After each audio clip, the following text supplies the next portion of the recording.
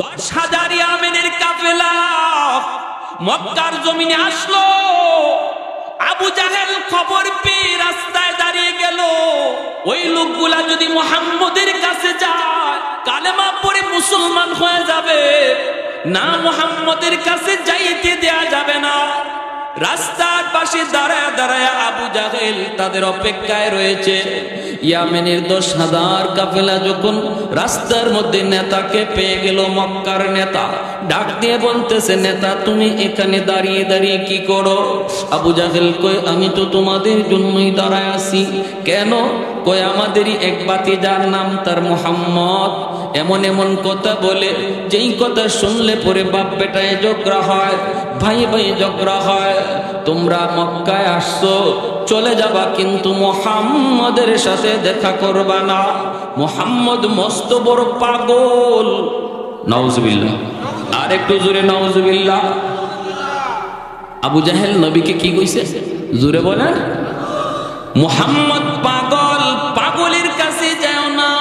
লোকগুলা কই, ঠিক আছে নেতা, তোমার কথা কি আমরা ফালাইতে পারি? তুমি নিশ্চিন্তে বাড়িতে চলে যাও, আমরা মুহাম্মদুর রাসূলুল্লাহর কাছে যাব না। আবু জাহেলকে বাড়িতে পাঠিয়ে দিল। এইবার তার একজন আর একজনকে জিজ্ঞেস করে, দোস্ত জীবনে কত পাগলই তো দেখলাম, এটা আবার কেমন পাগল? যেই পাগলের কাছে যাইতে আবু জাহেলের মতো নেতা রাস্তায় দাঁড়ায় রয়েছে আমাদেরকে নিষেধ করার জন্য, মনে হয় যেন কোনো পাগল হবে না। না না, এমন পাগল না দেখে ইয়ামেন যাওয়া যায় না। দোস্ত তুমি কি বলো? একজন একজন করে সবাই কয়, হ পাগল। এটা কেমন পাগল দেখা লাগবে, কারণ নেতা রাস্তায় দাঁড়ায় দাঁড়ায় পাগল দেখতে নিষেধ করে। ইয়ামেন যাব না পাগল না দেখা। বলুন তো আবু জাহেল পাগল কইয়া আমার নবী থেকে ওদেরকে দূরে সরাইছে নাকি আগ্রহ আরো বাড়াইছে? মানুষ যদি অভ্যাসটাই এমন, আল ইনসানু হারিসুন ফিমা মুনিয়া, মানুষকে যেদিকে নিষেধ করা হয় এদিকে আরো বেশি যায়। ওইদিকে হয়তো ছেলে যেতই না, ওই রাস্তা দিয়ে যেতই না, কিন্তু বাবা বা কোনো মুরব্বী বা বড় ভাই যখন বলে যে ওই রাস্তা দিয়ে যাস না, আমি একটা সাপ দেখে আসছি, তখন তার যাওয়ার আগ্রহ আগের চেয়ে আরো ডাবল বাড়ে, ঠিক না? যে এটা কেমন সাপ একটু দেখতে হবে, জাতি সাপ না বেজাতি সাপ একটু দেখতে হবে। হয়তো এই রাস্তা দিয়ে সে যেত না, অন্য রাস্তায় চলে যেত, আগ্রহ বাড়ছে সাপ খাওয়ার কারণে। ঠিক তেমনি ওই মানুষগুলা হয়তো বা তারা খবর পেত না, কিন্তু যখনই আবু জাহেল বলছে এই জেনতেন পাগল না, এই পাগলের কাছে গেলেই বাপ বেটায় ঝগড়া লাগে, ভাই ভাইয়ে ঝগড়া লাগে, স্বামী স্ত্রীতে ঝগড়া লাগে, এরা এটা আবার কেমন পাগল রে? এ তো সাধারণ কোনো পাগল হবে না, জীবনে তো বহু পাগল দেখছি, এই পাগল না দেখে যাওয়া যায় না। সিদ্ধান্ত সবাই ফাইনাল, তারা আল্লাহর নবীর কাছে যাবে। জোরে কোন সুবহানাল্লাহ। আল্লাহর নবী, রহমতের নবী, মায়ার নবী, খানায় কাবার সামনে নবী কোরআন তেলাওয়াত করেন গো। আমার নবী খানায় কাবার সামনে কোরআন তেলাওয়াতে মগ্ন। ওই অবস্থায় ইয়ামেনের 10,000 কাফেলা নবীজির সামনে যে দাঁড়ালো, দাঁড়ায় দাঁড়ায় তারা কোরআন তেলাওয়াত শুনতেছে। একজন আরেকজনের দিকে তাকায় কয়, দোস্ত জীবনে কত পাগলের কথা শুনলাম, কোন পাগলের কথা এত সুন্দর হয় না রে। কোরআন এত সুন্দর কারণ হলো কোরআন কার কালাম? আর একটু জোরে বলেন, কার কালাম? আর রহমান আল্লামাল কোরআন খালাকাল ইনসান আল্লামাহুল বায়ান। কত সুন্দর ছন্দ। ওয়াশ-শামসি ওয়া দুহাহা ওয়াল কমারি ইযা তালাহা ওয়ান নাহারি ইযা জাল্লাহা ওয়াল লাইলি ইযা ইয়াগশাহা ওয়াস সামাই ওয়া মা বানাহা। কত সুন্দর ছন্দ মিলায় মিলায় আল্লাহ তার কথাগুলি বলেছেন। ইয়ামেনের 10,000 কাফেলায় কয়, জীবনে কত পাগলের কথা শুনলাম, কোন পাগলের কথা এত সুন্দর হয় না। এ দোস্ত চেহারার দিকে তাকা দেখ, জীবনে কত পাগলের চেহারা দেখলাম। পাগলের চেহারা দেখলে বোঝা যায় পাগল, কিন্তু এই চেহারায় কয় ইনি সাধারণ কোন মানুষ না।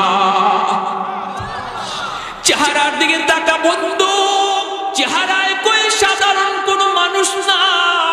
আমরা শুনেছি বলেছি যা তাই সত্যই নি আল্লাহর নবী আল্লাহর রাসূল, আয় আয় আর দেরি করা যায় না। আমার নবী রহমতের নবীর কাছে আইসা ইয়ামেনের 10,000 কাফেলা নবীর কাছে বইসে কই, নবী গো, আবু জাহেল কইছে পাগল পাগল দেখতে যাও না, কিন্তু পাগল দেখার উদ্দেশ্যে আইসা আমরা একসাথে সবাই মিলে সিদ্ধান্ত নিয়েছি আমরা মুসলমান না হইয়া বাড়ি ফিরত যাব না। না গো নবী না, জীবনে পাগলের কথা কত শুনলাম, এত সুন্দর কোন পাগল কথা কয় না। জীবনে কত পাগলের চেহারা দেখলাম, এত সুন্দর কোন পাগলের চেহারা হয় না। আমাদের হাত বাড়ায় দিছে গো নবী, তাড়াতাড়ি কালেমা পড়ে নবী গো আমাদের মুসলমান বানায়া দেন। ভাইরা বন্ধুরা, জন্য বলতেছিলাম আমার নবী রহমতের নবীর জন্য তুমি কেন পাগল হবা না? কেন নবীর রঙে রঙিন হতে পারো না? পৃথিবীর শ্রেষ্ঠ সুন্দর ছিলেন আমার নবী, কার মতো চুলের কাটিং বানাও এ যুবক, কার মতো নিজের চেহারার সুরত তুমি বানাও। কারণ আল্লাহ পাক রব্বুল আলামিন কয়, এরে জিব্রাইল, ওই যে দেখো আমার বন্ধুর সুন্দরের প্রশংসা চলছে। আম্মাজান ভাইরা বন্ধুরা, নবীর দুধমা হালিমা সাদিয়া রাদিয়াল্লাহু তাআলা আনহা আল্লাহর নবীর মা আমেনার ঘরে যেয়ে ঢুকলেন, ঢুইকে বলতেছেন, আমেনা গো, এতিম সন্তান জানার পরও আমি নিব, তবুও শুধু এক নজর আমাকে তোমার সন্তান দেখাও। আমেনা মায়ার নবীর এক নজর দেখাইলেন। নবীর দুধমা হালিমা সাদিয়া নবীর চেহারাটা মুবারক দেখার পরই বলতেছেন, ওগো আমেনা, আমি হালিমা জীবনে কত সন্তান দেখেছি। ও গো আমেনা, খোদার কসম, তোমার মালিক মুহাম্মদের মতো এত সুন্দর কোন মালিক আমি হালিমা জীবনে দেখি নাই। আমেনা বলতেছেন, তুমি কেমনে দেখবা? তুমি তো গ্রামে থাকো, আমি শহরে থাকি মক্কায়, খানায় কাবা তওয়াফ করার জন্য। পৃথিবীর দেশ দেশান্তর থেকে কত ফ্যামিলি, কত পরিবার, কত শিশু বাচ্চাগুলি নিয়ে বাপ মা আসে। আমি আমেনা কত সন্তান দেখেছি, ইউরোপের সন্তান দেখেছি, অস্ট্রেলিয়ার দেখেছি, পৃথিবীর কোন প্রান্তের কোন বাচ্চা আমি দেখি নাই এমন না। আমি আমেনা বলতেছি গো হালিমা, শুনো, খোদার কসম, আমার মানিকের মতো এত সুন্দর কোন বালক আমি আমেনা জীবনে দেখি নাই। আল্লাহ পাক কয়, জিব্রাইল, আমার বন্ধুর মতো সুন্দর তুমি জিব্রাইল কাউরে দেখছনি? জিব্রাইল আমিন কয়, আল্লাহ, পৃথিবীর পূর্ব থেকে পশ্চিম, উত্তর থেকে দক্ষিণ তামাম দুনিয়া আমি সফর করেছি। মালিক, তোমার কসম করে বলি, তোমার বন্ধুর মতো আরেকজন দ্বিতীয় পৃথিবীর কোথাও আমি জিব্রাইল দেখি নাই। এবার আল্লাহ বলতেছেন, রে জিব্রাইল, তুমি কেমনে দেখবা? হালিমা কেমনে দেখবো? আমেনাও কেমনে দেখবো? আমি আল্লাহ কি বলি ভালো করে তো শোনো, আমি আমার বন্ধুর মতো দ্বিতীয় আরেকজন পৃথিবীতে বানাই নাই, কিয়ামত পর্যন্ত বন্ধুর মতো বানাবো না। একটু জোরে কন্যা সুবহানাল্লাহ। কিন্তু আজকে বড় আফসোস লাগে রে যুবক, তোমার দিকে তাকালে বড় আফসোস লাগে, মুসলমানের চেহারার দিকে তাকাইলে আফসোস লাগে, মুসলমানের কথা শুনলে আফসোস লাগে। আমি আজকে কার নমুনা ধরতে চাই, কার রং ধরতে চাই? কারণ আমার নবী তো পৃথিবীর শ্রেষ্ঠ সুন্দর ছিলেন। আহা, কত দলে দলে মানুষ কালেমা পড়ে মুসলমান হয়েছে। তুমি যদি সুন্দরের পাগল হও, তুমি যদি সুন্দরের পাগল হও, তাহলে সবার আগে পাগল হওয়ার কথা আমার নবী, কারণ আমার নবী পৃথিবীর শ্রেষ্ঠ সুন্দর। ঠিক কিনা জোরে তো? কার কাটিং ধরছো? কেমন করে হাত উঠে এক কানলে দোয়া, আল্লাহ সাহায্য আসবে। চুলের নমুনা, দাড়ির কাটিং নমুনা তুমি বানাইছো ওদের, আর সাহায্য চাইবা আল্লাহর কাছে। কেমন করে আল্লাহ তোমার দিকে মুখ ফিরাবে? কেমন করে? আল্লাহ তো মুখ ফিরে অন্যদিকে তাকায় রয়েছে। আল্লাহ নারাজ হয়ে গেছে। আল্লাহ বলতেছে, বান্দা যা, তোর যেভাবে মন চাই এইভাবে চল। তুই যখন আমাকে খুশি করার চিন্তা বাদ দিয়া তুই বিভিন্ন জাতিরে খুশি করার তালে মগ্ন, নে তুই যেভাবে পারস চল, তুই তোর হালতে চল, আমি আল্লাহ তোর সঙ্গে নাই। এজন্য মায়ের খাইতেছি, কাঁদতেছি, সাহায্য, জোরে বলেন, জোরে বলেন, সাহায্য। অথচ আল্লাহ বলেন, আল্লাহর ওয়াদা, ওয়াকানা হাক্কান আলাইনা নাসরুল মুমিনিন, আল্লাহ বলেন এটা আমি আল্লাহর দায়িত্ব মুমিনদেরকে সাহায্য করা। জোরে বলেন সুবহানাল্লাহ। এটা আমি আল্লাহর হক, মুমিনকে সাহায্য করা। কিন্তু এরপরও কেন সাহায্য নাই? কারণ একমাত্র আল্লাহ, আল্লাহকে আমরা নারাজ করেছি। 2 নম্বর গুণ হলো কামাল। 2 নম্বর গুণ হলো কামাল, বড়ত্ব, বুজুর্গি। একজন মানুষ যদি দুনিয়ার মধ্যে সে বড় হয়, তার মধ্যে যদি বুজুর্গি থাকে, মানুষ তার জন্য পাগল হয়। তার ভিতরে যদি বড়ত্ব থাকে, গুণ থাকে, মানুষ তার জন্য পাগল হয়। চেয়ারম্যানের পিছনে যেই পরিমাণ মানুষ, এমপির পিছনে এর চেয়ে বেশি মানুষ, মন্ত্রীর পিছনে এর চেয়েও বেশি মানুষ, ঠিক কিনা? যে যত বড় হয় তার পিছনে তত মানুষ, ভক্ত তার তত। আমার নবী রহমতের নবী কত বড়! দুনিয়ার মানুষ শুধু নবীকে চিনত এমন নয়, পশু পাখিরা পর্যন্ত আমার নবীকে চিনত, ঠিক না? ঠিক না? হালিমা সাদিয়া মায়ার নবীকে কুলে নিয়া যখন উটের পেটে বসবেন, ছোট্ট বাবু নবীজি, নবীকে নিয়ে তিনি নিয়ে যাবেন, উটের পিঠে উঠছেন। এইবার হালিমার স্বামী ডাক দিয়ে কয়, ও হালিমা গো, ও হালিমা চলো বাড়ি যাই, কিছু পাইছনি? হালিমা সাদিয়া বলতেছে, স্বামী গো কিছু না, চেহারাটা একবার তাকায় দেখো, চেহারা দেখলে মনে হয় আমরা সব পায়া গেছি। এবার উঠে চল চল, যতই পিটায় যতই পিটায়, উঠ নড়ে না চড়ে না, উঠ নড়ে না চড়ে না, উঠে চল চল, উঠ নড়ে না চড়ে না, হাঁটবে দূরের কথা। এইবার উঠ আল্লাহর কাছে জবান চায়, মালিক।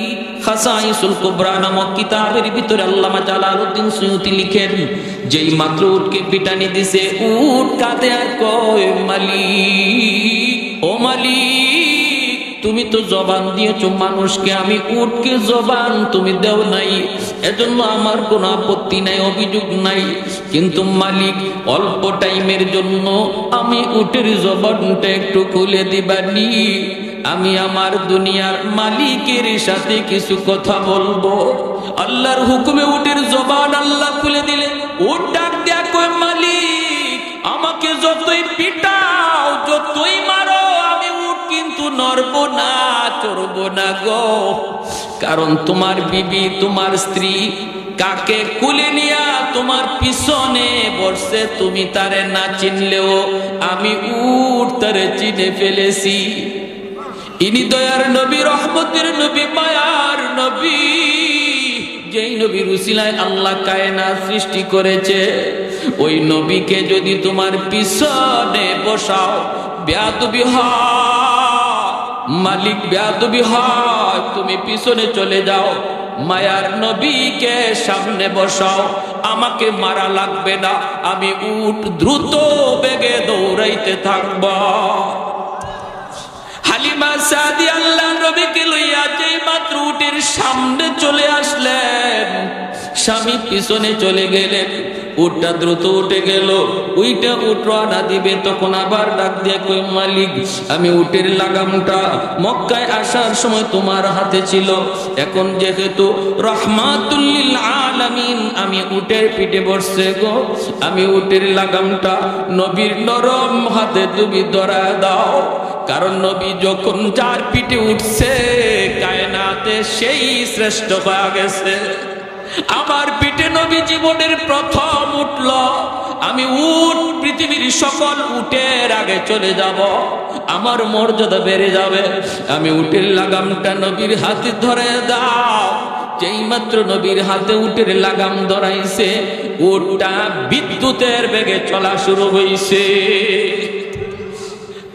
ভাইরা বন্ধুরা, এজন্য বলতেছিলাম, নবীকে, নবীর বরত্ব মহত্ব শুধু মানুষে জানে এমন নয়, হায়ওয়ানাত পর্যন্ত জানে, ঠিক কিনা? নবীজি মসজিদে নববীতে বসা সাহাবায়ে কেরামদেরকে দ্বীনের তালিম দেন। এইদিকে মসজিদে নববীর অদূরে একটা পাহাড়ি অঞ্চল, ওই পাহাড়ি এলাকার মধ্যে একটা যুবক, একটা ইহুদি যুবক কিছু ছাগল রাখালি করতেছে। হঠাৎ করে গর্তের ভিতর থেকে একটা বাঘ এসে তার একটা ছাগলকে খেয়ে ফেললো। যুবক তখন বলতেছে, এটা কি আশ্চর্যের ব্যাপার, দেখছো এই বাঘ, তুই আমার রিজিক খাইলে কেন?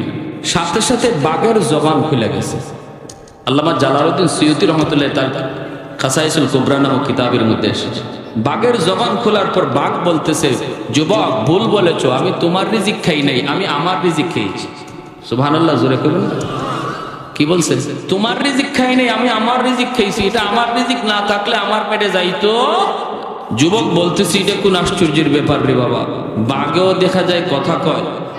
এমনি বাঘ ডাক দিয়ে কয়, রে যুবক, আমি বাঘ কথা বলা এটা আশ্চর্যের বিষয় নয়, এর চেয়ে বড় আশ্চর্যের বিষয় হলো দ্বীনের নবী, মায়ার নবী মসজিদে নববীতে তিনি দ্বীনের তালিম দিতেছেন, সাহাবায়ে কেরামদেরকে দ্বীন শিখাইতেছেন, আর তুমি এই জঙ্গলে ছাগল রাখালি করো নবীর তালিম বাদ দিয়া। এটা এর চেয়ে বড় আশ্চর্যের বিষয়। এই কথা বলতে ইহুদি যুবক কই, হায় হায়, মদিনার নবীকে আমি ইহুদি যুবক চিনলাম না, কিন্তু জঙ্গলের বাঘ নবীকে ঠিকই চিনল। যুবক তখন কইরে, বাঘ, আমি এখনই আল্লাহর নবীর কাছে যা কালেমা পড়ে মুসলমান হয়ে যাব, কিন্তু আমার উটগুলি, আমার ওই ছাগলগুলি রাখালি করবো কে? ছাগলগুলি রাখালি করবো কে? বাঘ বলতেছে, তুমি নিশ্চিন্তে নবীর দরবারে যাও, তোমার ছাগলের কোনো ক্ষতি হবে না, আমি রাখালি করব। কে রাখালি করব? ছাগলে রাখালি করবে বাঘ। যুবক কয়, আর বুঝি আমি তোমার কথা বিশ্বাস করলাম না, কেমনে করি? আগে একটা ছাগল খাইছো, আমি বললাম আমার রিজিক কেন খাইছো, তুমি কও তোমার রিজিক খাইছো। এখন ছাগলগুলি যদি তোমার কাছে আমি দিয়ে যাই, আসার পরে দেখবো একটাও নাই, আমি যদি বলি কেন খাইছো, তুমি বলবা তুমি তোমার রিজিক খাইছো, ঠিক না? বাঘ কইরে, যুবক একটু মুখ সামলায় কথা কও, তোমরা মানুষ জাতি ওয়াদা ভাঙতে পারো, কিন্তু আমরা হাইওয়ান হলো ওয়াদা ভাঙি না। কথা যখন যারে দেই কথা ঠিক রাখি। তোমরা মেম্বার হওয়ার আগে ওয়াদা দিয়া ওয়াদা ভাঙতে পারো, চেয়ারম্যান হওয়ার আগে ওয়াদা দিয়া ওয়াদা ভাঙতে পারো, এমপি হওয়ার আগে ওয়াদা দিয়া ওয়াদা ভাঙতে পারো, কিন্তু হাইওয়ান সে যদি ওয়াদা দেয় বলে ওয়াদা ভাঙবো না, মানুষ ওয়াদা ভাঙেনি না ভাঙে না? হ্যাঁ, ভাঙেনি না ভাঙে না? চেয়ারম্যান মেম্বার হওয়ার পর সব দিবে, চেয়ারম্যান হওয়ার পরে দেখা যায় খাইতে খাইতে টয়লেটও খাই নাই। ময়মনসিংহ এলাকায় এক লোকে, হুজুর কি কোন আপনি, গম আর টিন আমাদের চেয়ারম্যানের টয়লেট খেয়ে ফেলাইছে। এটা কেমনে? কয় টয়লেটের লাগে টাকা আইছিল, এই টাকাটা খাইয়া ফেলাইছে। গমের টাকা খাইলে যদি গম খাওয়া হয়, টিনের টাকা খাইলে যদি টিন খাওয়া হয়, তো টয়লেটের লাগে যে টাকা আইছিল এটা খাইলে তো টয়লেটে খাইলে, ঠিক না? হ্যাঁ, কথা তো যুক্তি আছে, ঠিক কিনা? তো না, কিন্তু ওয়াদা বহুত বড় মহৎ গুণ। ওই যুবক বলতেছে, তুমি কি আমার সাথে সত্যি ওয়াদা করো? আমি আপনাদের এলাকার কথা বলছি না, সব চেয়ারম্যান মেম্বার যদি একরকম হয় তাহলে দেশ চলবে কেমনে, ঠিক না ভাই? ভালো চেয়ারম্যান মেম্বার আছেনই না নাই? যারা মানুষের আমানতকে আমানত মনে করে, খিয়ানত করে না, এটা আছে। সব জায়গায় ভালো আছে, মন্দ আছে। যে কথা বলতেছিলাম, যুবক বলে, তাহলে ঠিক আছে, আমি তোমার উপরে, তোমার কথার উপরে ভরসা করলাম, ছাগলগুলি আমি তোমার কাছে আমানত রেখে আমি নবীর দরবারে যাইতেছি। যেই মাত্র যুবক আল্লাহর নবীর দরবারে রওনা দেয়, সাথে সাথে আল্লাহ জিব্রাইল আমিনকে নবীজির কাছে পাঠায় বলতেছে, জিব্রাইল তাড়াতাড়ি আমার বন্ধুকে যা বলো, আমার বন্ধু যেন মসজিদ থেকে বের হয়। একটা ইহুদি যুবক নবীর কাছে আসতেছে কালেমা পড়ার জন্য, যাকে নবীর দরবারের খবর দুনিয়ার কোনো মানুষ দেয় নাই, দিয়েছে জঙ্গলের একটা বাঘ। ওই যুবককে স্বাগতম জানানোর জন্য আমার বন্ধুকে বলো, সেজন্য মসজিদ থেকে সাহাবীদের লইয়া বের হয়ে যায়। সূরা কন্যা, সুবহানাল্লাহ। তাহলে আমার নবীর দরবারের খবরটা তখন দিয়েছিল কোনো মানুষ না বাঘ? জোরে বলেন। আমার ভাইরা, বন্ধুরা, যুবক, ওই ইহুদি যুবক যেই মাত্র মসজিদ নববীর সামনে আইসা হাজির, দূর থেকে তাকায় দেখে মসজিদ নববীর বাইরে মায়ার নবী সাহাবায়ে কেরামদেরকে নিয়ে তিনি দাঁড়ায় আছেন। আল্লাহর নবী মাঝখানে দাঁড়ানো, ডান দিকে সাহাবী, বাম দিকে সাহাবী। ওই যুবক অবাক হয়ে তাকায় সবগুলি দৃশ্য দেখতেছে আর আগাইতেছে। নবীজির কাছাকাছি আসা মাত্র যুবক দেখলো নবীর মুখে মুচকি হাসি। যুবক মনে মনে কয়, হায়, আমি যে নবীর দরবারে আসলাম এই খবর নবীকে জানাইলো কে? সুবহানাল্লাহ। আল্লাহর নবী রহমতের নবীর দরবারে আইসা হাজির, মায়ার নবী দাঁড়া আছেন। কাছে আসা মাত্রই নবী বলতেছেন, রে যুবক, আমি তোমার জন্যই মসজিদে নববীর বাহিরে দাঁড়ায় আছি। যুবক তখন বলতেছে, নবী গো, আমি যে আপনার দরবারে আসতেছি এই খবর আমি ছাড়া আর বাপ ছাড়া কেউ জানে না। ওগো আল্লাহর নবী, ওগো দ্বীনের নবী, মায়ার নবী, আমি যে আপনার দরবারে আসতেছি এই খবর আমি ছাড়া আর বাপ ছাড়া কেউ জানে না, কেউ জানে না। তাহলে আমার আসার খবর আপনাকে কে দিল? আল্লাহর নবী বলতেছেন, রে জিবরাইল, তোমাকে যে আমার দরবারের খবর দিয়েছে বাপ, এই খবর আল্লাহ আমাকে দিয়েছে জিবরাইল মারফতে। আল্লাহু আকবার। যুবক বলতেছে, নবী গো, আমি আর দেরি করতে চাই না, এখনই আমাকে তাড়াতাড়ি কালেমা পড়া মুসলমান বানায় দিন। এজন্য বাইরা তাফসীরের কিতাবের ভিতরে লিখেন, রে যুবক, তুমি কেন আমার নবীর জন্য পাগল হবে না? নবীর রংকে নিজের রং কেন বানাবা না? যদি তুমি পৃথিবীর কাউকে বড় তালাশ করো যে এমন একজন মহামানব যার অনুসরণ আমি করব, পৃথিবীর শ্রেষ্ঠ মহামানব ছিলেন আমার আপনার নবী, যার বরত্বের কথা শুধু মানুষ নয় হায়ওয়ানাত পর্যন্ত স্বীকার করেছে। যেরকম সুবহানাল্লাহ। নওয়াল হলো 3 নম্বর গুণ, দানশীলতা। যে মানুষকে যত বেশি দান করে মানুষ তার তত বেশি ভক্ত হয়। যেই মানুষটা 2 হাতে দান করে দেখবেন তার পিছনে মানুষ তত বেশি বেশি ঘুরে, ঠিক না? আল্লাহর নবী কত বড় দানশীল ছিলেন। নবীজির কাছে একজন ভিক্ষুক আইসা ভিক্ষা চাইলো। আইসা মাত্রই নবী বলতেছেন, আমার কাছে তো কোনো ভিক্ষা দেওয়ার কিছুই নাই, কিন্তু আমি তোমাকে খালি হাতে কেমন করে ফেরত দেব? আমি তো কাউকে খালি হাতে ফেরত দেই না। ঠিক আছে, ওই যে দেখো আমার মেয়ে খাতুনে জান্নাত ফাতেমার ঘর, তুমি ফাতেমার কাছে যাও, যায় তুমি বলবা আমি নবী তোমাকে পাঠাইছি, আমার মেয়ে যেন তোমাকে কিছু দিয়া সাহায্য করে। ফকির বলতেছে, নবী গো, আপনি যে আপনার মেয়ের বাড়িতে আমাকে পাঠাইতেছেন এর একটা দলিল দেন, প্রমাণ দেন, প্রমাণ। আল্লাহর নবী বলেন, প্রমাণ কি দিব? বলে আপনার একজন সাহাবীকে পাঠায় দেন। সাথে সাথে মায়ার নবী তার একজন সাহাবী হযরত সালমান ফারসি রাদিয়াল্লাহু তাআলা আনহু 350 বছর যিনি হায়াত পেয়েছিলেন, 190 বছর বয়সে যিনি কালেমা পড়ে মুসলমান হয়েছেন। আল্লাহর নবী বলে, সালমান, তুমি ভিক্ষুকের সাথে আমার মেয়ে ফাতেমার বাড়িতে যাও রে। সালমান ফারসি ভিক্ষুকের সাথে ফাতেমার বাড়িতে আইসা হাজির। ডাক দিয়ে বলতেছে, ভিক্ষুক মাগো, ভিক্ষা চাই, নবীর কাছে চেয়েছিলাম কিছু নাই, আল্লাহর নবী তোমার কাছে পাঠিয়ে দিছেন, কিছু আসেনি, আমাকে সাহায্য দাও। খাতুনে জান্নাত পুরো ঘর তালাশ করলেন, দেওয়ার মতো কিছুই নাই, কিছুই নাই। একটা চাদরখানা হাতে নিয়া ভিক্ষুকের কাছে দিয়া বলতেছেন, ওই যে চাদর, এই চাদরখানা ছাড়া আমার কাছে কিছুই নাই, এই চাদরটা তুমি ওই ইহুদির বাড়িতে বন্ধক রাখবা।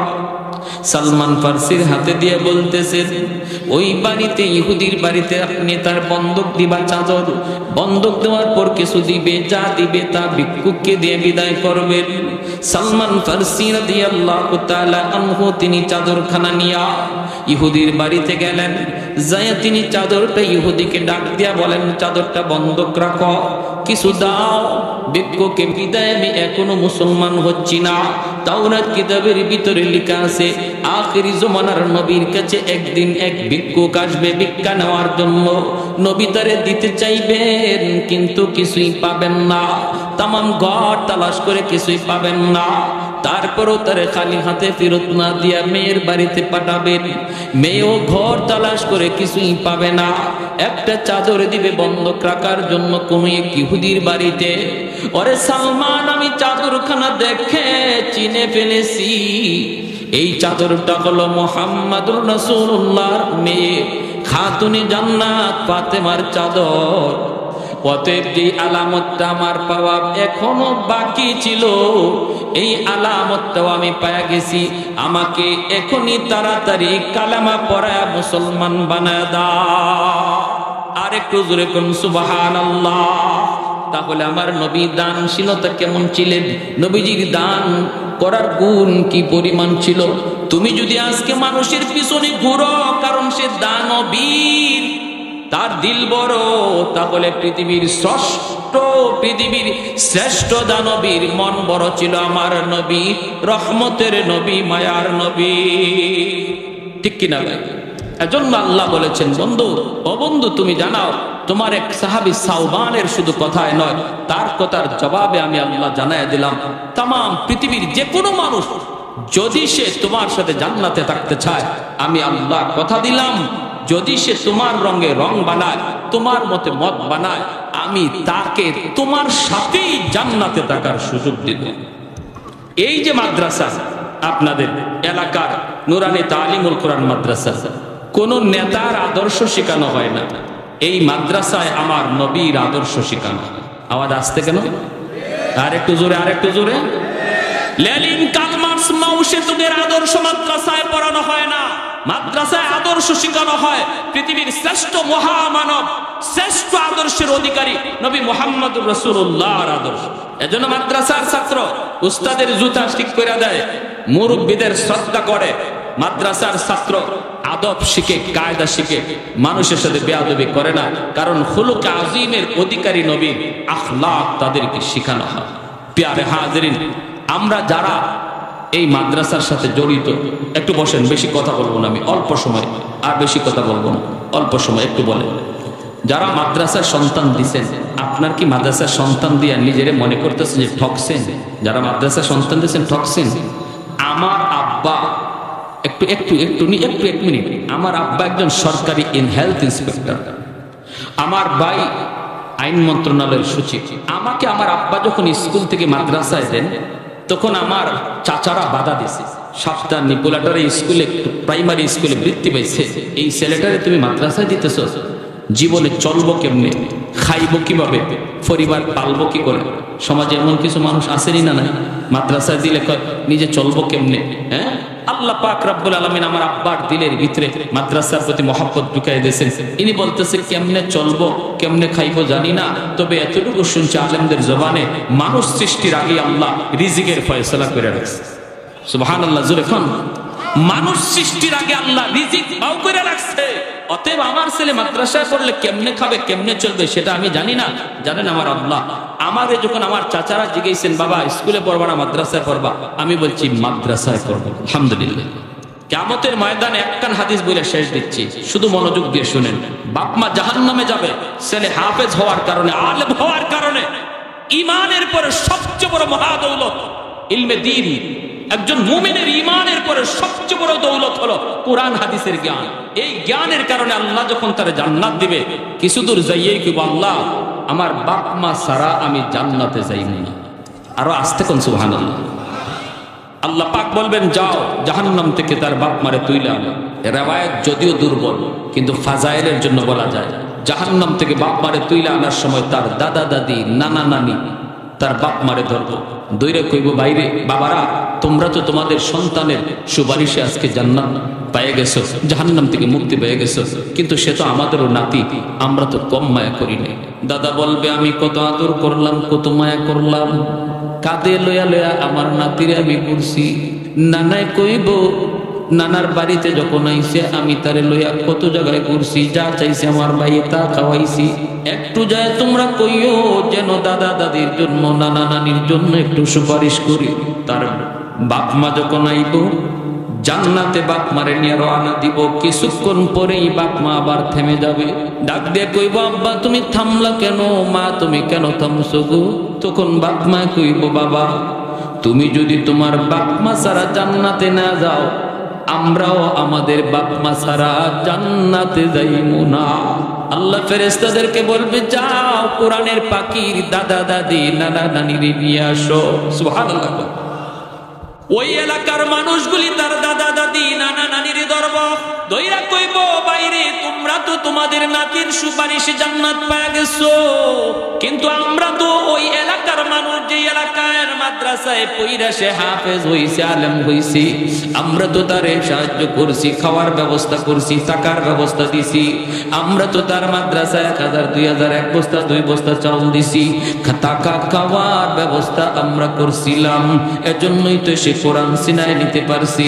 একটু যাইও তোমরা তোমাদের নাতিকে একটু বইলো, আমরা জাহান্নামের আগুনে পড়ে গেছি, বিপদে পড়ে গেছি, যেন একটু আল্লাহর কাছে সুপারিশ করে।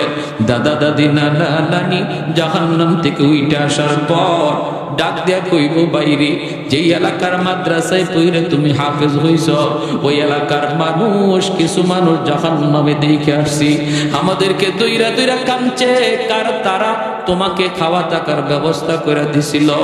তখন ওই কোরআনের পাখি নবীর হাদিস বলে, নবী বলেন ওই কোরআনের পাখি তখন কইব আল্লাহ ওই মানুষগুলা ছাড়াও আমি জান্নাতে যাইব না। আল্লাহ পাক বলবে যা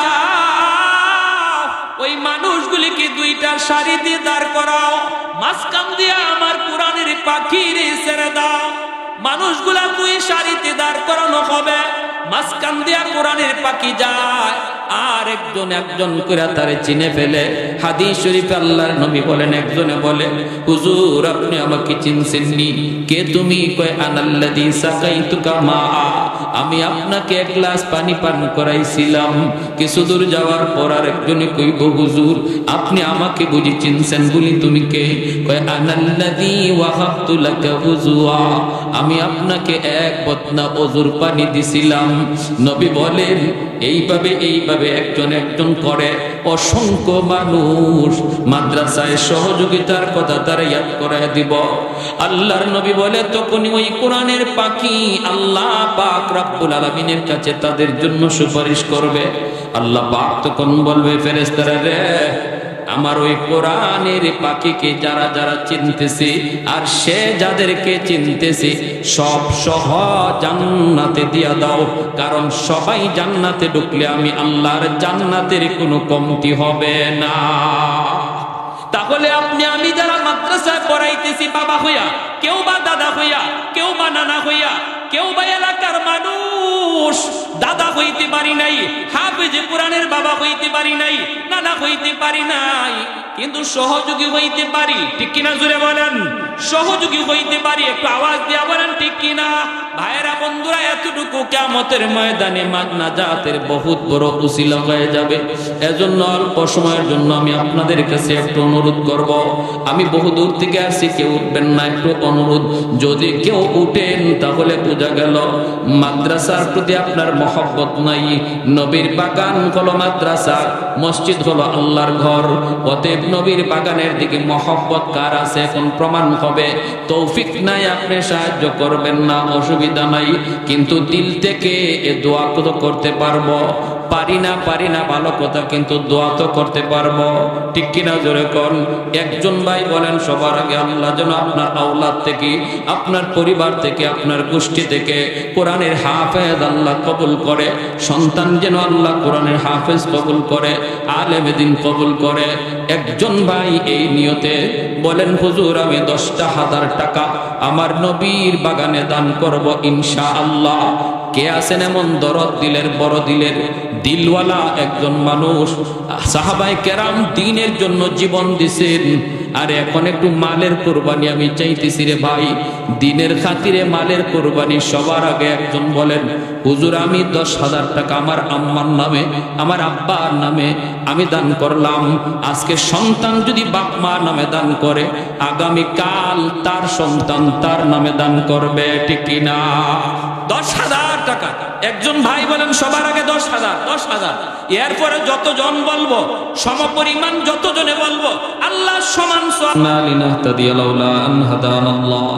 লাকাদ জাআত রুসুলু রাব্বিনা বিল হক রব্বানা যালামনা আনফুসানা ওয়া ইল্লাম তাগফির লানা ওয়া তারহামনা লানাকুনান্না মিনাল খাসিরিন রব্বিরহামহুমা কামা রব্বায়ানি সগীরা রব্বিরহামহুমা كما ربيانا صغيرا রব্বুল আলামিন কুদরতি নজরে মায়ার নজরে তাকায় দেখো তোমার বান্দারা বসে বসে তোমার কথা তোমার হাবিবের কথা শুনতেছে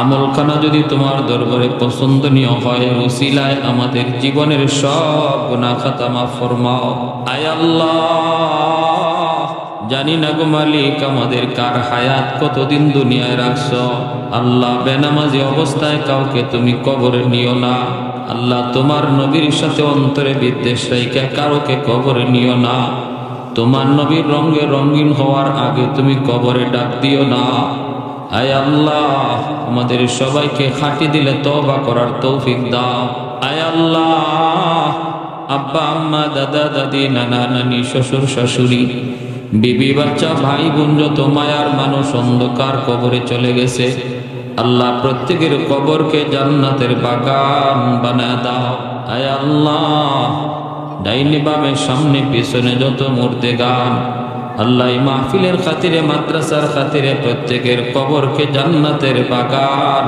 বানাও আল্লাহ জানি না গো মালিক আমার মতো কার জানি মা দুঃখিনী দুনিয়ায় নাই যার মা নাই সে জানে মা কত বড় নিয়ামত যার বাবা নাই সে জানে বাবা কত বড় দৌলত আল্লাহ আমাদের আব্বা আম্মার কবরকে জান্নাতের বাগান বানায় দাও আয় আল্লাহ দুনিয়ার যত মুমিন মুমিনা কবর দেশে শায়িত আল্লাহ তুমি সবাইকে মাফ করো আল্লাহ আমাদের আব্বা আম্মা যাদের জীবিত হায়াতে বরকত দান করো বিবি বাচ্চা ভাই বেরাদর প্রত্যেকের হায়াতে বরকত দাও আয় মাওলাই করিম আয় আল্লাহ মালিক এই মাদ্রাসাকে কবুল করো মঞ্জুর করো মাদ্রাসার ছাত্র ওস্তাদ এলাকাবাসীকে কবুল করো মঞ্জুর করো যারা সাহায্য সহযোগিতা করতেছেন করবেন সবার সহযোগিতাকে নাজাতের ওসিলা বানাও আয় আল্লাহ এই মাদ্রাসার যত কমিটির সদস্যবৃন্দ যারা আছে প্রত্যেককে এই মাদ্রাসার খাদেম বানাও আল্লাহ মা বোনদেরকে মাফ করে দাও দুইজন মহিলা তোমার নবীর বাগানে আয় আল্লাহ 500 1000 টাকাও দান করছে আল্লাহ দোয়া চাইছে অনেক ভাইরা এখানে দান করছেন 10,000 5,000 1,000 আল্লাহ প্রত্যেকের দানের উত্তম বদলা তুমি দান করো দুনিয়াতে হালাল তরিকায় লক্ষ লক্ষ টাকার মালিক বানায় দিও পরকালে দানকে নাজাতের ওসিলা বানায় আয় মাওলাই করিম যারা অসুস্থ আছে সুস্থতার নিয়ামত দিও আমার যুবক ভাইদেরকে মসজিদমুখী বানায় দাও আল্লাহ আফত বিপদ বালা মুসিবত থেকে হেফাজত ফরমাও ওয়া সাল্লাল্লাহু তাআলা আলা খাইরি খালকিহি মুহাম্মদ ওয়া আলা আলিহি ওয়া আসহাবিহি আজমাইন আমিন আমিন বিরহমাতিকা ইয়া আরহামার রাহিমিন।